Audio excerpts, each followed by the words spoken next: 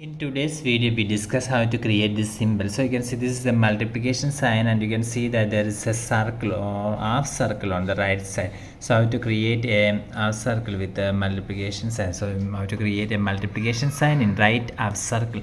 So how to create this multiplication sign in right half circle in your computer. So first you must open the Microsoft Word in your Windows computer, and you can follow a keyboard shortcut, that is Alt 10805 is the keyboard shortcut. Okay, I'll show you how to create this. For doing this, you must go to your computer keyboard and turn on the numlock. After that, you can see an Alt key on the left side of the space bar. You must press and hold this Alt key. Do not remove your finger from this Alt key. After that, you must just simply type here 10805. After typing 10805, you can release your finger from this Alt key. So if you do like that, then you can see that we have created this symbol in our computer. For more videos, you can subscribe and listen online. Thank you.